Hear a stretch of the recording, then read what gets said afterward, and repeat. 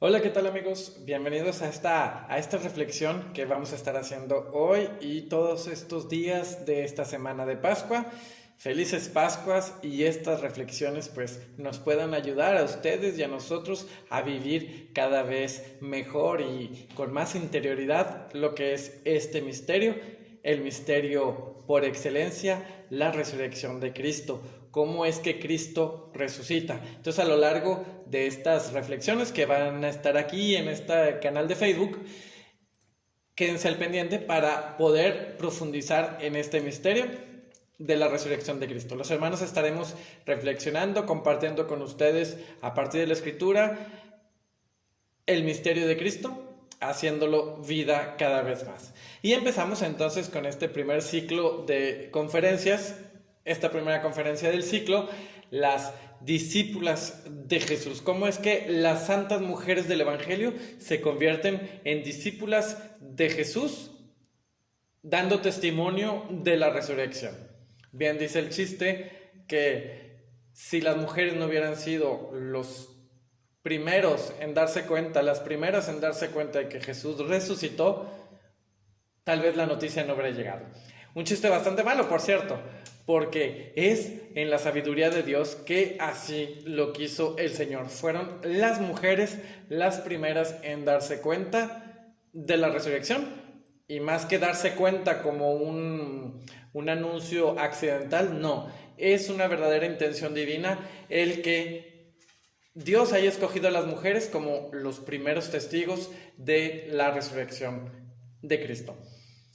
Y bueno, a lo largo de esta charla vamos a reflexionar cómo es que Mateo, Marcos y Lucas nos presentan esta resurrección de Cristo con sus particularidades, también con las similitudes que tenemos entre los tres, pero en realidad vamos a ver que las que tienen el lugar privilegiado son las mujeres. Mateo, Marcos y Lucas nos presentan de manera muy especial la mujer, el rol de la mujer, el rol de la mujer discípula, el rol de la mujer en la primera comunidad eclesial y cómo es enseñanza todavía para el mundo de hoy.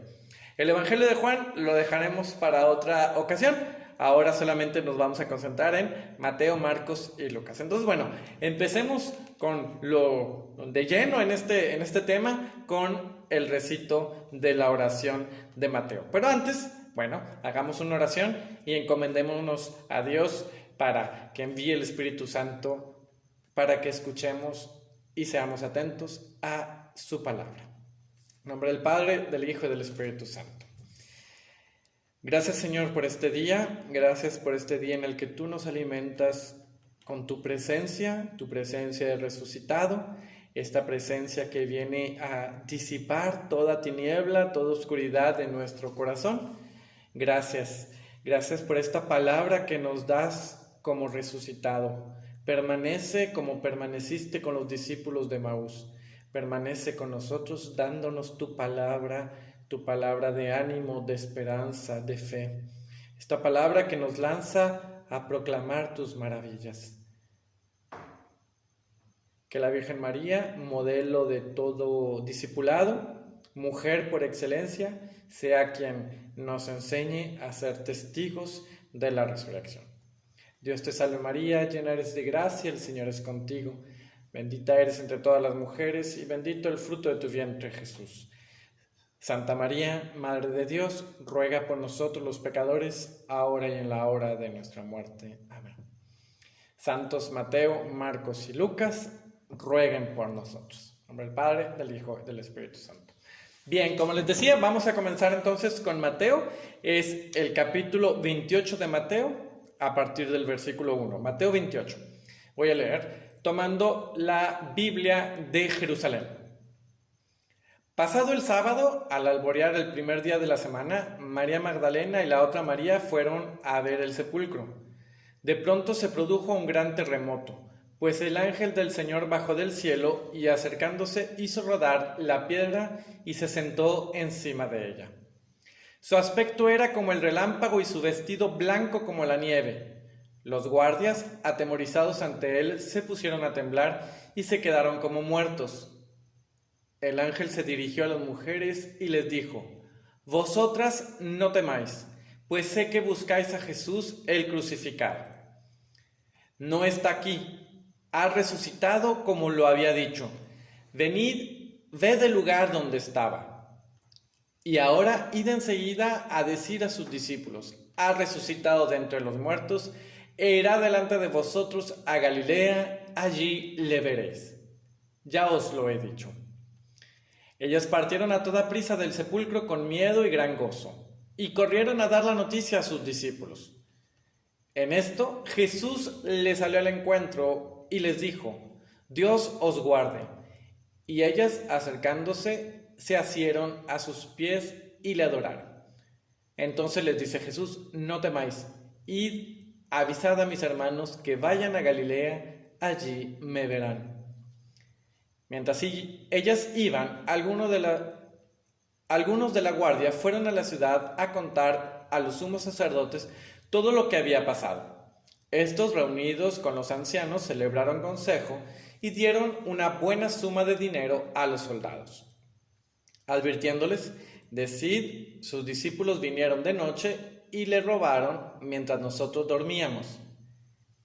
Y si la cosa llega a oídos del procurador, nosotros le convenceremos y os evitaremos complicaciones. Ellos tomaron el dinero y procedieron según las instrucciones recibidas, y se corrió esa versión entre los judíos hasta el día de hoy.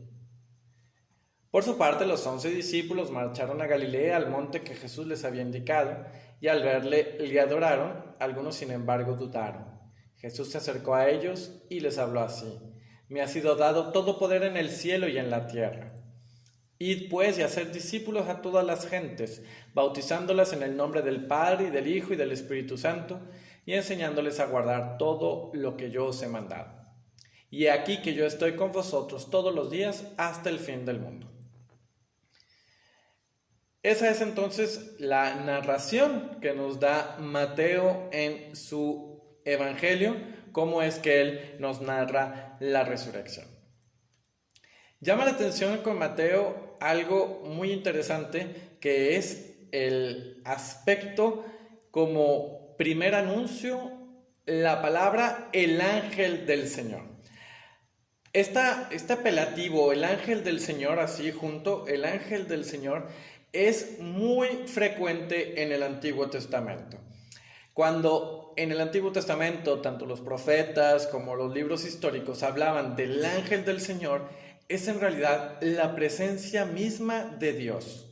Es la presencia de Dios que desciende y que de una manera velada el Antiguo Testamento lo narra así.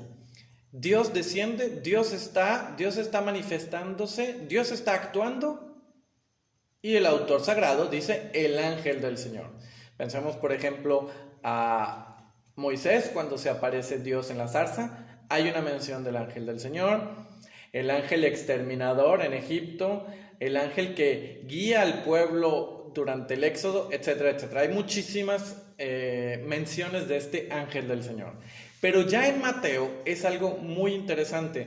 Mateo es el evangelista que más cita el Antiguo Testamento, o que más toca o toma conceptos del Antiguo Testamento para ponerlos en su evangelio a lo largo de los 28 capítulos, y con esto mostrar que Jesús es el que cumple las profecías del Antiguo Testamento. Él es el Dios con nosotros, el Dios, el que se manifestó en la Antigua Alianza, en el Antiguo Testamento, el Dios que hace pueblo al pueblo de Israel, que hace su pueblo, está presente en Jesús. Jesús es este verdadero Dios y verdadero hombre. Y por eso Mateo utiliza esta expresión, el ángel del Señor. Y ya en su evangelio, al comienzo, en el capítulo 1, veíamos esta expresión, el ángel del Señor, y nada más y nada menos que con San José. Cuando Mateo abre su evangelio, lo abre con la anunciación a José, la genealogía y después la anunciación a José. ¿Y quién le habla a José? Es Dios de parte, o más bien es el ángel de parte de Dios. Es el ángel del Señor que habla siendo Dios mismo. Por ejemplo, en Mateo 1:20 dice la escritura, dice Mateo: Así lo tenía planeado, es José, el que es el actor, el protagonista de esta escena, Mateo 1:20, así lo tenía planeado. Cuando el ángel del Señor se le apareció en sueños y le dijo: José, hijo de David, no temas tomar contigo a María tu mujer, porque lo engendrado en ella es del Espíritu Santo. ¿Ok? Es el ángel del Señor quien le habla a José. Y más adelante, ya cuando nace el niño, que después de la adoración de los magos, tienen que María, José y el niño partir a Egipto, en Mateo 2:13 leemos lo siguiente. Después de que ellos se retiraron, los magos, el ángel del Señor se apareció en sueños a José y le dijo: levántate, toma contigo al niño y a su madre y huye a Egipto y estate allí hasta que yo te diga. Y más adelante, cuando muere Herodes y ya pueden salir de Egipto y regresar a su tierra natal, en Mateo 2:19, otra vez el ángel del Señor le habla a José. Mateo 2:19, muerto Herodes, el ángel del Señor se apareció en sueños a José en Egipto y le dijo: toma al niño, regresa en tierra de Judea. ¿Ok? Es algo muy, muy interesante que Mateo nos hable de este ángel del Señor. Es decir, las promesas, la presencia de Dios en el Antiguo Testamento, lo que nos había prometido, está haciéndose ya real en la resurrección de Cristo, según Mateo. En el versículo 2, entonces, el ángel del Señor es el que está anunciando la resurrección. Pero llama muchísimo la atención que este ángel del Señor, para anunciar la resurrección, esté sentado. Dice el versículo 2, el ángel del Señor se sentó sobre la piedra del sepulcro. En la teología la más pura, la más estricta, un ángel no se sienta. ¿Por qué? Pues porque no tiene cuerpo. Normalmente uno se sienta porque está cansado, porque tengo un cuerpo y este cuerpo lo ocupo. Sin embargo, claro, en la religiosidad tradicional del pueblo judío, pues el ángel sí tenía un aspecto corporal como de humano. Pero que Mateo muestre el ángel del Señor sentado es porque el sentarse en la Biblia es la expresión del juicio. Es el juez que para dictar sentencia se sienta, que para dictar la condenación del culpable se sienta. Finalmente, Mateo presenta a Jesús juez, Jesús que está juzgando a la humanidad. Así lo vemos a lo largo de toda la enseñanza. Y por eso, el ángel del Señor se sienta, está operándose el juicio del Señor por la resurrección de Cristo. Y lo que es muy interesante es que el hecho de sentarse es juicio de un lado, pero también del otro lado es enseñanza. En el Evangelio de Mateo, que cuando abrimos el capítulo 5 de Mateo, que viene el discurso de la montaña, comenzando con las bienaventuranzas, ¿qué dice Mateo capítulo 5, versículo 1? Dice que se va a sentar, que Jesús se sienta, viendo a la multitud que lo seguía en la montaña, Jesús se sienta y enseña las bienaventuranzas. Entonces, el juicio y la enseñanza se hacen sentados, es la posición de estar sentado. Y así está entonces el ángel del Señor en la resurrección de Mateo, está enseñando y está operándose el juicio del mundo. Más adelante se dice que tembló, la tierra tiembla en el recito de Mateo. Y eso es bien interesante, porque en realidad el recito de la resurrección, según Mateo, comienza no en el capítulo 28, sino en el capítulo 27. Hay 3 versículos en medio de la pasión de Mateo bastante enigmáticos. Es Mateo 27 de los versículos 51 al 53. Estos 3 versículos siempre me han causado interrogante a mí en lo personal. Siempre me han interpelado y me he preguntado qué es lo que está pasando, por qué Mateo cuenta esto. ¿Qué leemos? Mateo 27, 51 al 53. En esto, el velo del santuario se rasgó en dos, de arriba abajo, tembló la tierra y las rocas se hendieron. Se abrieron los sepulcros y muchos cuerpos de santos difuntos resucitaron y salieron de los sepulcros después de la resurrección de él. Entraron en la ciudad santa y se aparecieron a muchos. En medio de la pasión, cuando Jesús acaba de entregar su vida, Mateo nos da estos 3 versículos, hablándonos de un temblor de tierra, un temblor bastante violento, bastante fuerte, que produce miedo en los soldados y que se abren las tumbas y los muertos salen. Qué cosa tan más interesante nos habla Mateo. ¿Y qué es lo que está pasando entonces? En realidad Mateo está recogiendo varias cosas de la enseñanza de Jesús. Está como mostrando que las profecías o las promesas de Cristo ya están cumpliéndose. Este terremoto de la resurrección es en eco al terremoto de la pasión del capítulo 27, versículo 51. Y al mismo tiempo nos estaba diciendo en el versículo 3 de Mateo 28 que el ángel del Señor tiene un aspecto como de relámpago. Y fíjense que en Mateo 24, 27, cuando Jesús está enseñando, va a decir con respecto al juicio final que como sale el relámpago por el oriente y brilla hasta el occidente, así será la venida del Hijo del Hombre. Mateo 24, 27. Esta venida del Hijo del Hombre al final de los tiempos es el juicio que el Hijo del Hombre va a operar.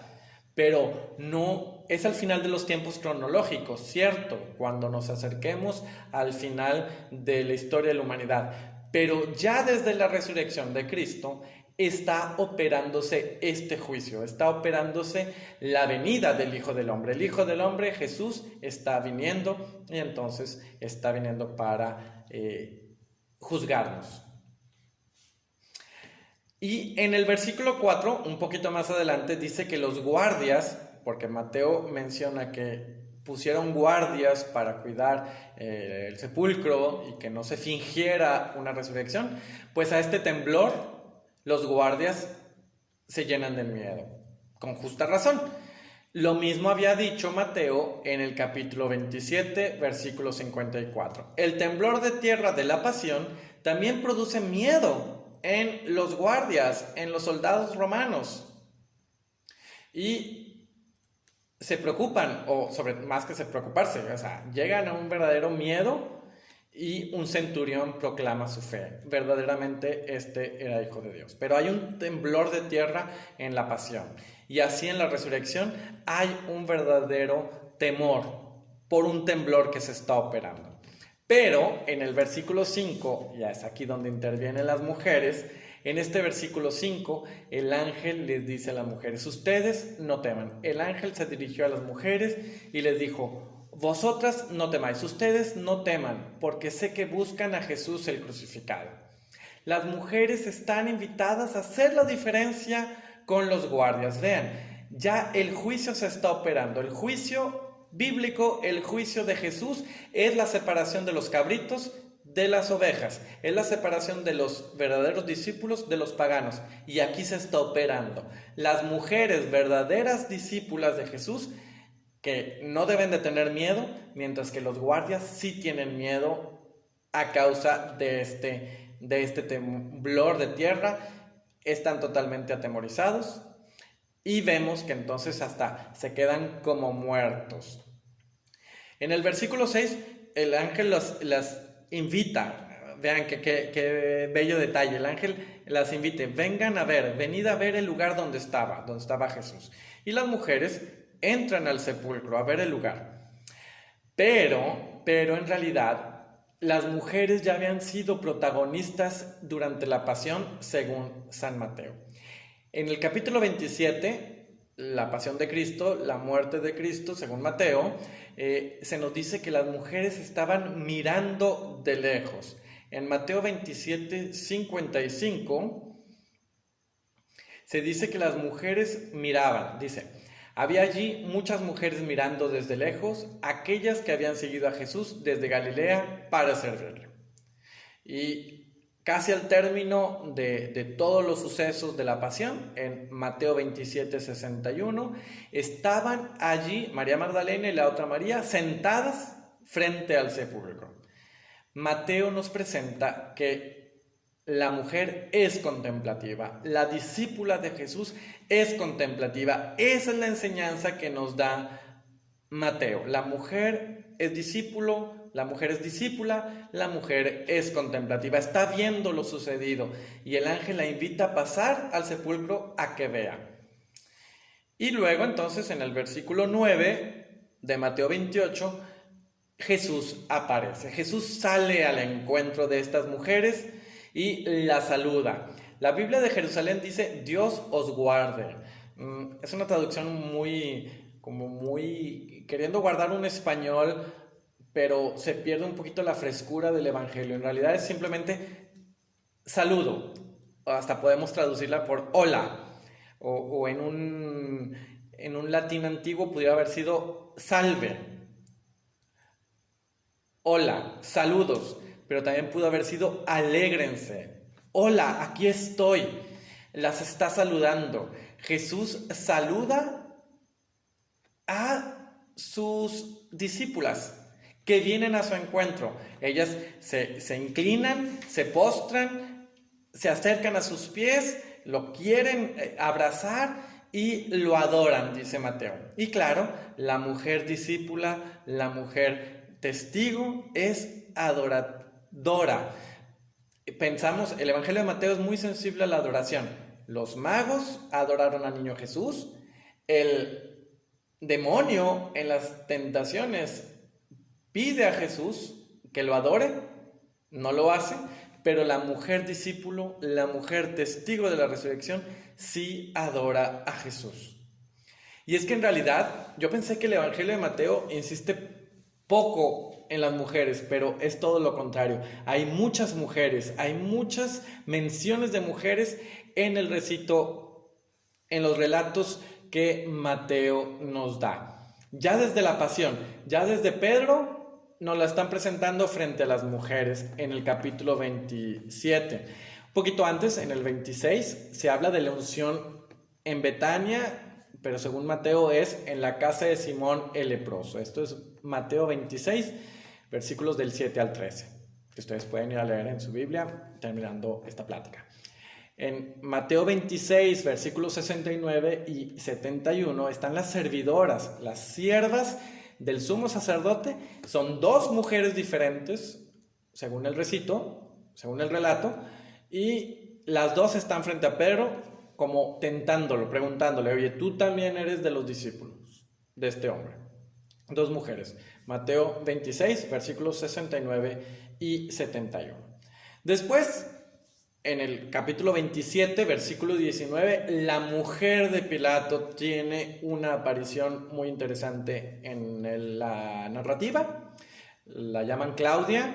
En la película de Mel Gibson lo mostró muy bien. Esta mujer romana que viene y le dice a Pilato, no te metas con este hombre porque he sufrido a causa de él.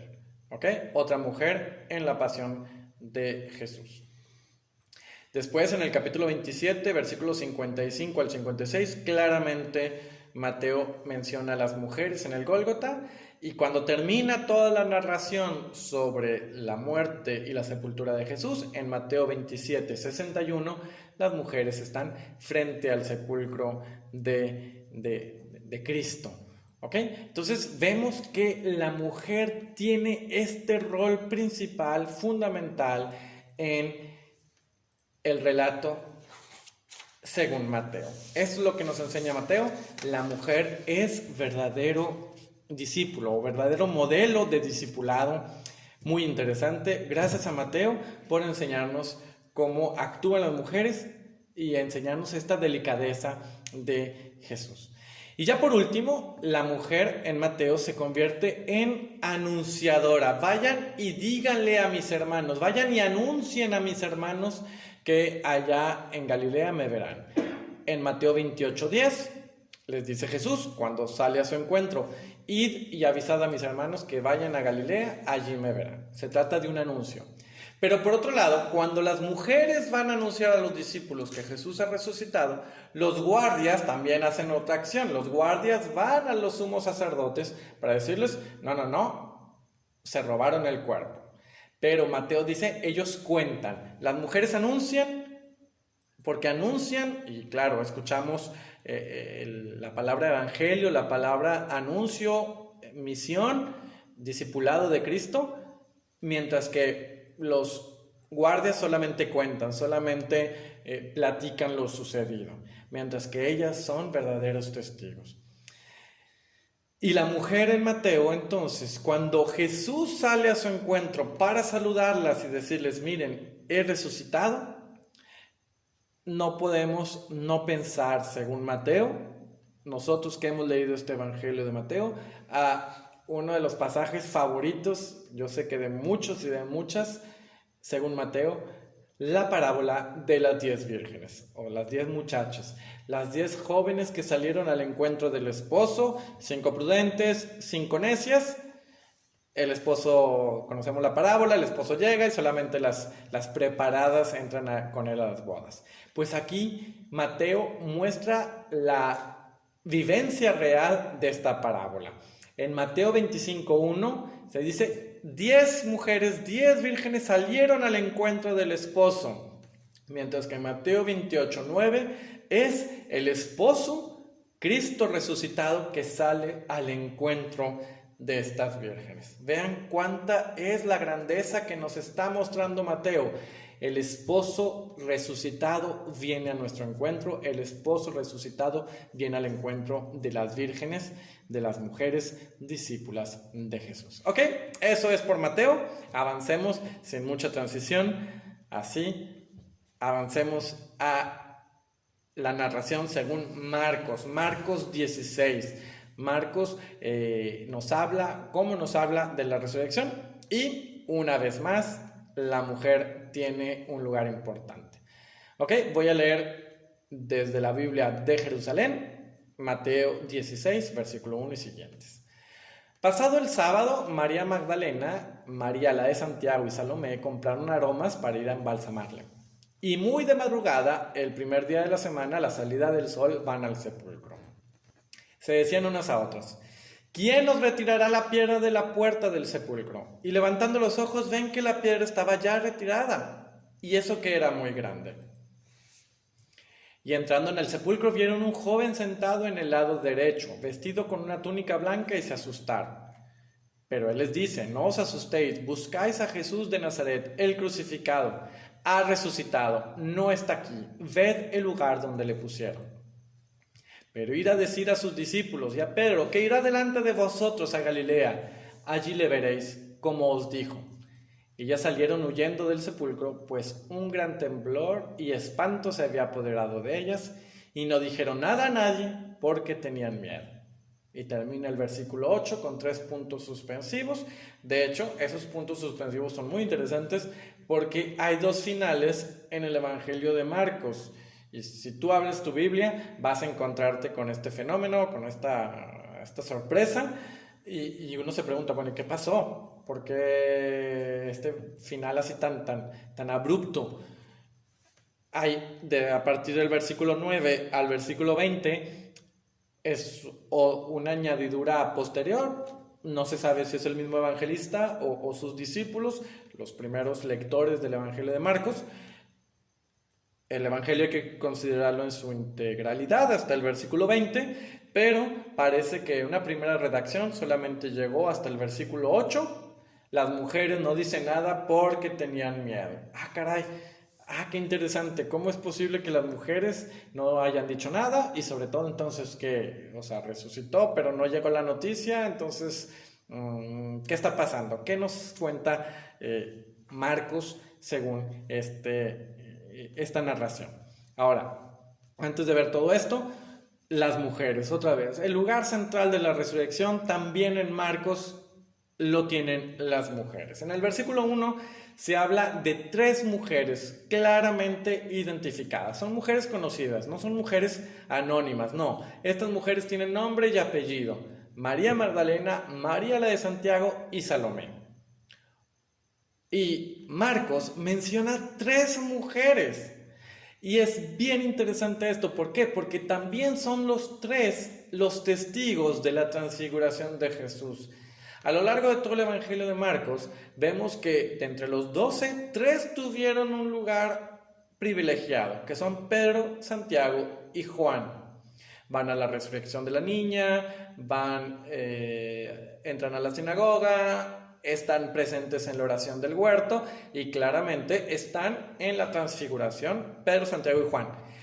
Y Marcos quiere mostrar, ahora sí, viéndolo en lenguaje moderno, la versión femenina de las 3 discípulas privilegiadas según Marcos, de Jesús según Marcos: María Magdalena, María la de Santiago y Salomé. ¿Ok? Bien interesante. No fueron Pedro, Santiago y Juan, fueron 3 mujeres las testigos de la resurrección. Y también 3, ¿ok? Bien interesante. Y no son mujeres cualquiera, no, son mujeres muy identificadas. Tienen nombre y apellido. Jesús las conoce, la comunidad las conoce, las reconoce y sabe que tienen un lugar muy especial en este primer anuncio. Más adelante, en este recito mismo, en este relato mismo de Marcos, en el versículo 4 y 5, se habla de que las mujeres, cuando están de camino al sepulcro, levantan la mirada y ven que la piedra está ya retirada. Ellas que se habían preocupado por quién nos retirará la piedra, a lo mejor las imaginamos pensando que van caminando con cabizbajas y levantan los ojos, ven que la piedra ya está movida. ¡Oh, sorpresa! Está la sorpresa del milagro, la sorpresa del evangelio, la sorpresa de la llegada de Cristo, que lo hace todo nuevo y todo diferente y siempre nos supera en nuestras expectativas. Y ven entonces la piedra movida y ven a un joven sentado. Ven un joven que está allí en el sepulcro. Bien interesante esta mención de joven. Y si tu Biblia no dice joven, a veces dicen un ángel o un hombre, pero sobre todo si dice ángel está muy mal. No, hay que guardar la palabra joven. Ven a un joven, es lo que dice Marcos. Para Marcos no hay ángeles en el evangelio. Se habla de un joven sentado, un joven que está allí al lado derecho del sepulcro y vestido con una túnica blanca. Esta túnica blanca, inmediatamente nosotros, lectores del Evangelio de Marcos, pensamos en la transfiguración. Pensamos en que Jesús transfigurado estaba revestido de una vestidura blanca y Marcos dice, es el único en decirlo, que esta túnica era de una blancura que nadie podía lograr sobre la tierra. Paréntesis, ¿saben quién es el santo patrono de los lavanderos? Sí, es Marcos, a causa de esa mención en la transfiguración. Marcos, así cuando usted, madre de familia, tenga que blanquear los calcetines negros, color chocolate de sus hijos, o sea, porque los ensuciaron bastante y en este tiempo de encierro en su casa, invoque y pídale a Marcos que le ayude, que interceda por usted, porque Marcos es el patrono de los lavanderos. Bueno, terminando este paréntesis, la vestidura blanca de este joven. Este joven, por eso es muy interesante en el relato de Marcos, es que este joven anuncia la resurrección de Cristo y anuncia a Cristo finalmente. Este joven es misionero. Difícil de saber quién es este joven, su nombre, discípulo, o es un ángel que toma el aspecto de joven, pero Marcos menciona joven. El Evangelio no lo dice, pero esta incógnita nos despierta y seguramente en el cielo es una de las cosas que yo en lo personal quiero ver. A ver, Marcos, explícame, ¿quién era este joven? Este joven, en realidad, ¿qué anuncia? Dice, buscáis, en el versículo 6, buscáis a Jesús de Nazaret. Eso es bien interesante porque está recordando el comienzo de la vida pública de Jesús, porque Marcos comienza su evangelio diciendo que en aquellos días, Marcos 1:9, en aquellos días vino Jesús desde Nazaret de Galilea. Marcos es el evangelista que más presenta a Jesús siendo de Nazaret. Jesús de Nazaret es un título según Marcos, y el joven lo está recordando, el joven lo está anunciando, Jesús de Nazaret. Y también dice el crucificado. Versículo 6, no os asustéis, dice el joven, buscáis a Jesús de Nazaret, el crucificado. Bien interesante. ¿Por qué? Porque Marcos, al decir el crucificado, y de hecho algunas Biblias lo ponen con C mayúscula. ¿Por qué? Porque es como si se le diera este nombre a Jesús, como si Jesús tuviera este título, el crucificado. Y fíjense qué bello, no olvidar nunca, cierto, el drama de la pasión, pero es el medio por donde Jesús nos salvó. Jesús el crucificado, es un título entonces, Jesús es el crucificado. Y es bien interesante, ¿por qué? Porque en Marcos es quien insiste bastante a lo largo de todo su evangelio en la crucifixión de Cristo. A lo largo de la vida pública de Jesús, Marcos mismo dice que Jesús va a ser crucificado. Por ejemplo, en Marcos 8:31, comenzó a decirles que el Hijo del Hombre debía sufrir mucho y ser reprobado por los ancianos, los sumos sacerdotes y los escribas, ser matado y resucitar a los 3 días. Marcos 9:9, y cuando bajaron del monte, después de la resurrección, por cierto, les ordenó que a nadie contasen lo que habían visto hasta que el Hijo del Hombre resucitara de entre los muertos. Marcos 9:31, porque iba enseñando a sus discípulos, les decía, el Hijo del Hombre será entregado en manos de los hombres, le matarán y a los 3 días de haber muerto resucitará. Marcos 10, del 33 al 34, mirad que subimos a Jerusalén y el Hijo del Hombre será entregado a los sumos sacerdotes y a los escribas. Le condenarán a muerte y le entregarán a los gentiles y se burlarán de él, le escupirán, le azotarán y le matarán y a los 3 días resucitará. Y ya en la pasión, Marcos 14:28, pero después de mi resurrección iré delante de vosotros a Galilea. Para Marcos, Jesús es el crucificado, pero este crucificado, como título, también tiene otro título que es el resucitado. El crucificado ha resucitado. El crucificado, título de Jesús, aunque es cierto, recordamos el proceso odioso de Cristo, pues es ahora resucitado. Y eso lo quiero subrayar. Ese en las Biblias dice ha resucitado, en realidad deberíamos decir fue resucitado, porque es la narrativa que nos da Marcos para hacer un pensamiento, evocar el pensamiento en la acción de Dios Padre. Es Jesús quien fue resucitado por el Padre según la teología que nos da Marcos. Y eso es bien interesante porque Jesús ya lo había dicho así en su vida apostólica. Cuando da la parábola de los viñadores que matan a los que vienen enviados por el propietario de la viña, Jesús termina esta parábola citando el Salmo 118, versículos 22 y 23. Fue el Señor quien hizo esto y es maravilloso a nuestros ojos.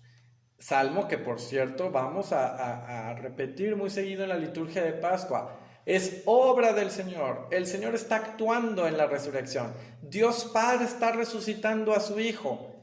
Es Dios quien resucita a su Hijo. Por eso el crucificado fue resucitado. Y este fue acción de Dios Padre.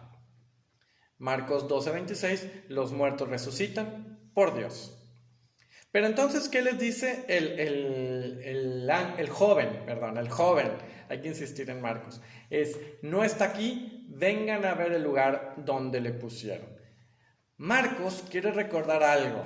Quiere recordar que la acción de la resurrección fue secreta, fue obscura y literal, en medio de la noche, en medio de donde nadie ve. Cuando nadie ve, Dios está actuando. Y eso es muy, muy propio a la espiritualidad de Marcos. Recuerden que al comienzo de la vida apostólica de Jesús, Marcos nos presenta el día típico de Jesús.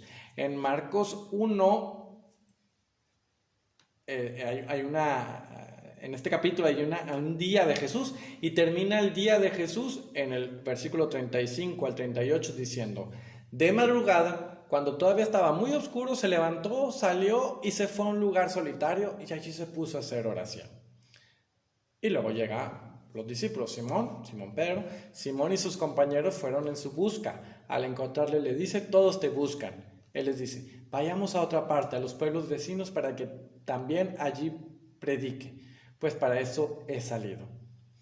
Es el mismo esquema, el mismo formato. Marcos 1:35 al 38 es el mismo formato misterioso de la resurrección. Jesús sale del sepulcro en medio de la noche, por eso dice el exultet, nadie fue testigo, solo la noche. Jesús sale y escuchamos fue a orar al Padre.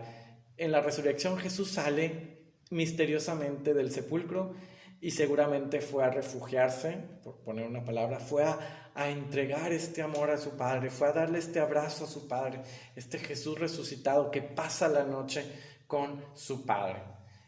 ¿Y qué hacen los discípulos? ¿Qué hacían las mujeres el día de la resurrección? Van a buscarle. Como al principio de su vida apostólica, los discípulos en medio de la noche lo están buscando. En medio de nuestras noches, en medio de las tinieblas, en medio de nuestras obscuridades, tenemos que buscar a Jesús. ¿Y qué está haciendo Jesús? Actuando. ¿Qué está haciendo Jesús? Orando a su Padre, encontrándose con su Padre, teniendo esta intimidad con su Padre, a la cual Él ciertamente nos quiere llevar. Esto es a lo que el joven invita a las mujeres a decirles: miren, llegaron tarde, ya pasó, Jesús ya salió, pero vengan a ver. Y eso es lo que Marcos nos quiere enseñar en su evangelio. Y en el versículo 7 de Marcos 16, dice: como os dijo. El joven les recuerda, les dice a las mujeres como os dijo, valga la redundancia. ¿A quién les dijo? Según los otros evangelios es a los discípulos, pero tal vez Marcos quiere insistir en que les dijo también a las mujeres, ¿ok? ¿Por qué? Porque en Marcos 15, del 40 al 41, dice: había también mujeres mirando desde lejos, entre ellas María Magdalena, María la madre de Santiago el menor y el de José, y Salomé, quienes le seguían y le servían cuando estaba en Galilea, y otras muchas que habían subido con él a Jerusalén. ¿Qué está mostrando esto Marcos? Con Marcos 15, 40 y con Marcos 16, 6, que la mujer es discípula desde el comienzo de Jesús en Galilea. Es discípula en la crucifixión de Jesús, es discípula en la resurrección de Jesús. Todo el ciclo está completado. Lo que los hombres no hicieron, la mujer, según Marcos, sí lo hizo. En Galilea escuchó que Jesús iba a resucitar y lo está cumpliendo.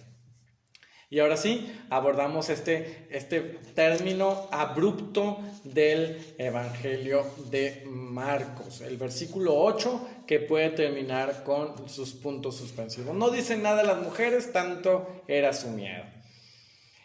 ¿Qué pasa? ¿Qué pasa? Fíjense que hay un concepto que los estudiosos de la Biblia, y a veces aparece en las notas de pie de página de nuestras Biblias, muy propio a Marcos, que se llama el secreto mesiánico. ¿Qué es esto? A lo largo de todos los milagros, en Marcos, Jesús les dice: no le cuentes a nadie, no le digas a nadie, no digas que Jesús de Nazaret te curó, no digas, guárdalo para ti. Esto es lo que se le llama el secreto mesiánico. Y aquí parece que lo entendemos, parece que lo estamos escuchando. Cuando Jesús en la vida apostólica les decía este secreto mesiánico: no le cuenten a nadie que Jesús te curó, no le cuentes a nadie que yo te curé la lepra, ellos ¿qué hacen? Apenas se van y lo están divulgando. Y aquí, en contradicción, parece que las mujeres no lo hacen, o por fin se vive el secreto mesiánico, es decir, por fin se callan.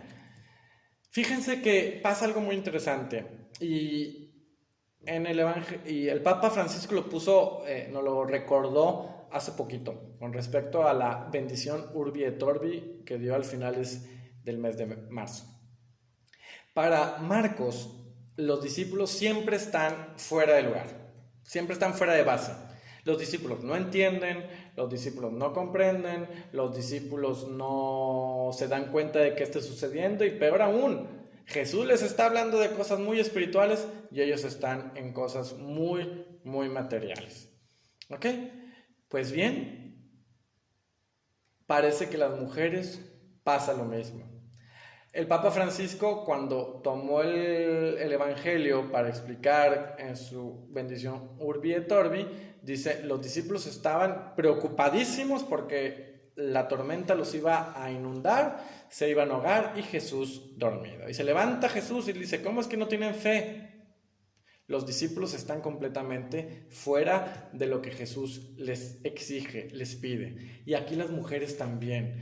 Entonces, el modelo de discipulado, pues con su incomprensión, también lo vive la mujer, según Marcos, la mujer discípulo.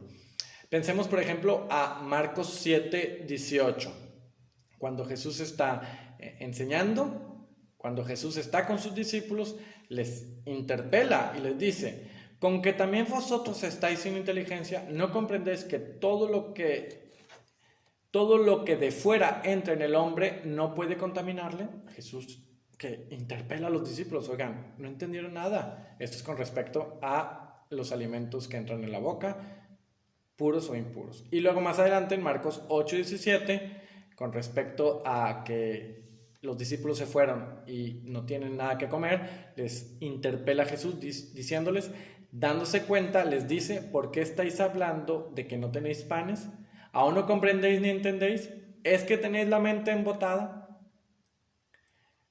Entonces, para Marcos, el hecho de que las mujeres se callen, pues son verdaderas discípulas. ¿Por qué? Porque están tratando de asimilar lo que Jesús les está enseñando. Están tratando de ver, de descubrir quién es este Jesús resucitado. ¿Quién es Jesús? Y más adelante, en la final agregada del Evangelio de Marcos, les viene y les reclama. Viene y les echa en cara su incredulidad del corazón. En Marcos 16, versículo 14. Entonces, si las mujeres se callan, seguramente es algo momentáneo para después anunciar. Y es la vivencia de nuestra vida de discípulos de Jesús. A veces el Señor actúa de manera misteriosa, pero lo estamos asimilando, lo estamos digiriendo en nuestro corazón, lo estamos rumiando, lo estamos allí meditando en este corazón para descubrir, ahora sí, qué es lo que el Señor está haciendo en nuestra vida y sobre todo irlo a anunciar siendo testigos de la resurrección. Esto es lo que nos enseña el joven de Marcos, la mujer en Marcos, la mujer testigo de la resurrección según Marcos.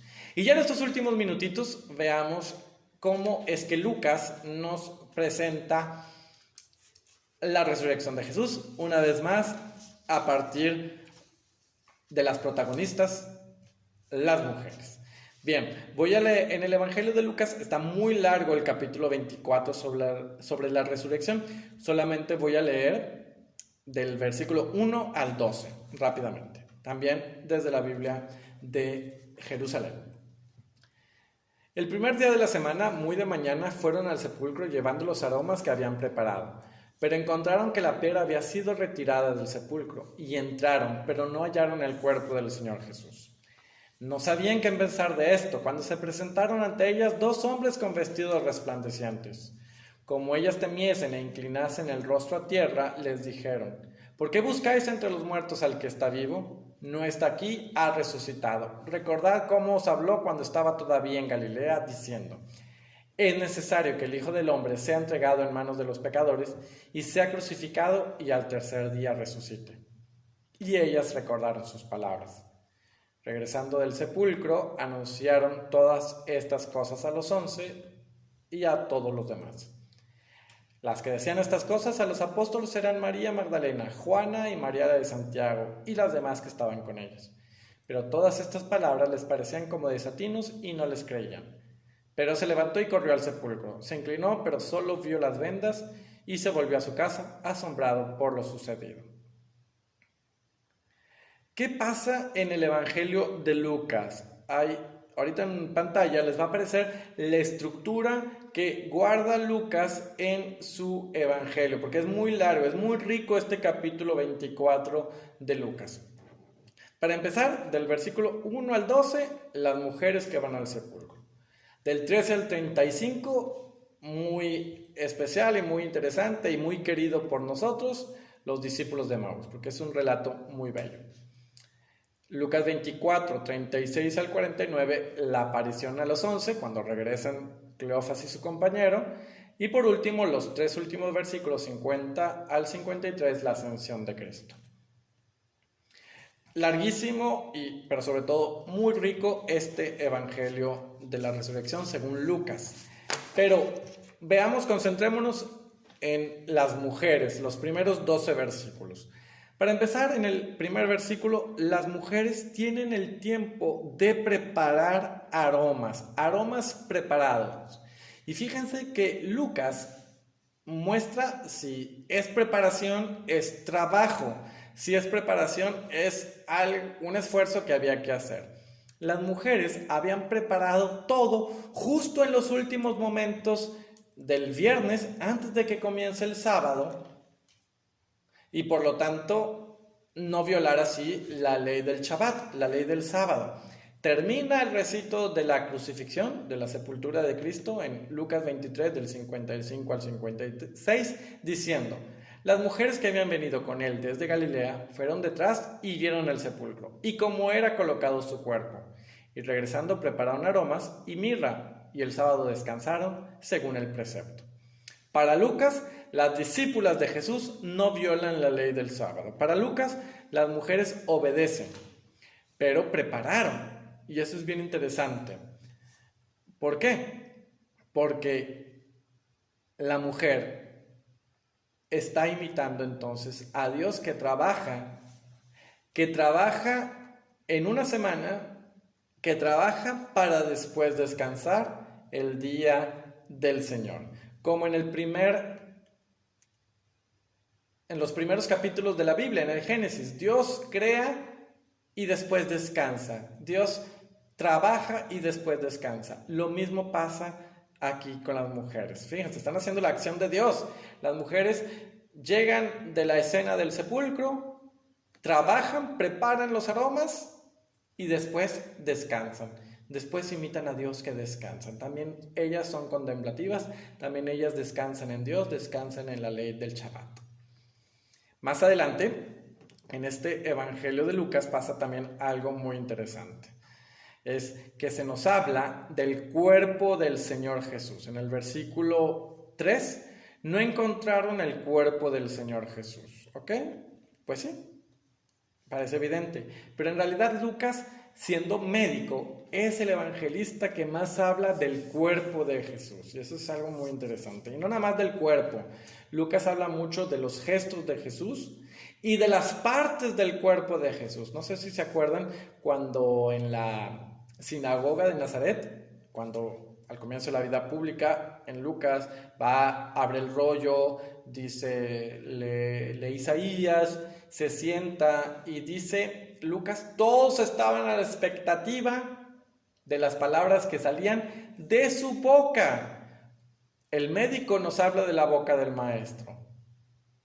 También el médico, Lucas, del padre de la parábola, va a decir que las entrañas se le estremecieron al ver a su hijo. El médico nos está hablando del cuerpo.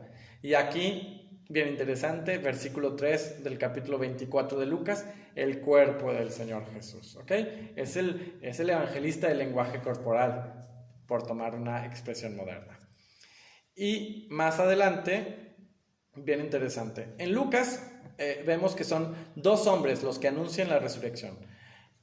En Emaús, Más adelante van a decir Emaús, o sea, Cleofas y el compañero van a decirle a Jesús, aunque no sepan que es Jesús, todavía están muy velados sus ojos, dicen, las mujeres fueron al sepulcro y tuvieron una visión de ángeles. Entonces, en el versículo 4 se dicen que son hombres, pero más adelante en 24-23 se dice que son apariciones de ángeles. Bueno, un detalle, pero más interesante se me hacía ver el versículo 5, porque estos hombres le dicen a las mujeres, ¿por qué buscan entre los muertos al que está vivo? En realidad, aquí en esta diapositiva que ustedes ven en pantalla, yo puse, ¿por qué buscan entre los muertos al viviente? Así, con V mayúscula. ¿Por qué? Si se fijaron, no está mencionando nunca el nombre de Jesús, sino el viviente, con V mayúscula, como un título de Jesús, porque Lucas nos muestra que Jesús vive y vive por siempre. Y ya estamos escuchando lo que va a decir Pablo, Cristo resucitado vive y no muere nunca más. Cristo vive, Cristo es el viviente, Cristo vive. No hay mucho que decir, sino contemplar este misterio. Cristo vive. Eso es lo que Lucas nos está mostrando. Por eso es el título, Jesús vive. Y claro, pensamos en Lucas 20:38, cuando Jesús les dice a los saduceos con respecto a la resurrección. Dios es un Dios de vivos, porque para Él todos viven. Dios está vivo y para Él todos viven. Y sobre todo, y de manera más extraordinaria, y de manera más inaudita, al escuchar esta pregunta de los ángeles, esta pregunta de los hombres, ¿por qué buscan entre los muertos al vivo? Pensamos en la discípula perfecta, la Virgen María, que busca a Jesús. ¿Cuándo lo buscó? En la escena del templo, Jesús a los 12 años, perdido y hallado en el templo. ¿Y qué le dice Jesús a su madre? ¿Por qué me buscan? No sabían que yo tenía que estar en la casa de mi padre. ¿Por qué me buscan? Palabra dura, pero sobre todo hay que escucharla de la parte de Jesús para nuestro corazón, para el corazón de toda la mujer y de todo discípulo. ¿Por qué me buscas? ¿Cuáles son los intereses de tu corazón? ¿Por qué hay este deseo de conocerme en tu corazón? ¿Por qué me buscas? Y sobre todo, ¿estás buscando bien? ¿Estás buscando donde deberías de buscar? Es decir, ¿estás buscando a Jesús entre los vivos o estás buscando a Jesús entre los muertos? La Virgen María, ya desde el capítulo 2, es verdadera discípula de Jesús.